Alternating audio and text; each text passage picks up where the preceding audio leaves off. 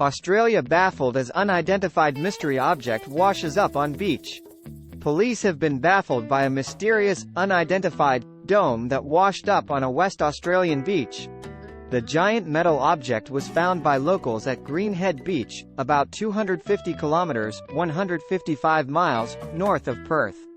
State and federal authorities are investigating the item, which is not currently believed to be from a commercial aircraft. It is being treated as hazardous, and police have requested people keep a safe distance. We want to reassure the community that we are actively engaged in a collaborative effort with various state and federal agencies to determine the object's origin and nature, police said in a statement. These include the military and Australia's space agency.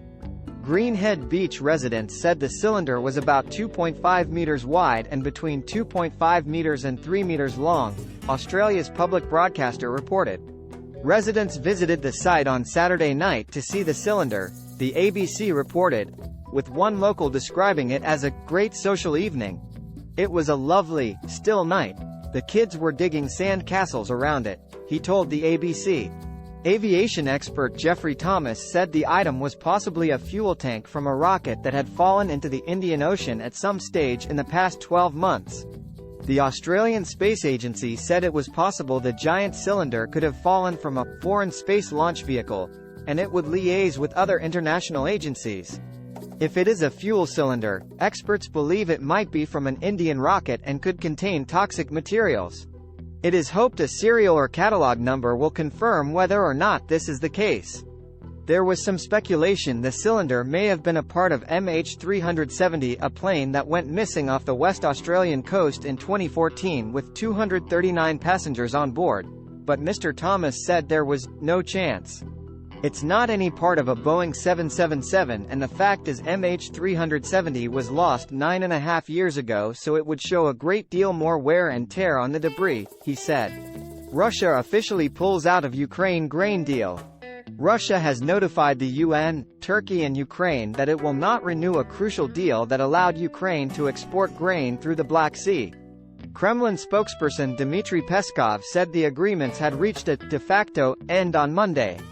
The deal let cargo ships pass through the Black Sea from the ports of Odessa, Chornomorsk and Yuzhny Pivdeny. But Moscow said it would return to the agreement if its conditions were met.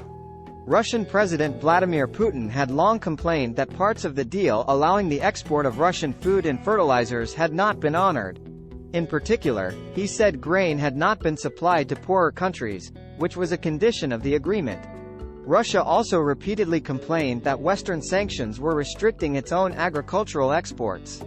Mr. Putin repeatedly threatened to pull out of the agreement. The country's foreign ministry on Monday reiterated these grievances, accusing the West of open sabotage and of selfishly putting the commercial interests of the deal ahead of its humanitarian goals. But Turkish President Recep Tayyip Erdogan told reporters he believed that Mr. Putin wants to continue the agreement, and that they would discuss the renewal of the deal when they meet in person next month. The grain deal is important as Ukraine is one of the world's largest exporters of sunflower, maize, wheat and barley. Following Russia's invasion in February 2022, naval vessels blockaded Ukrainian ports and trapped 20 million tons of grain.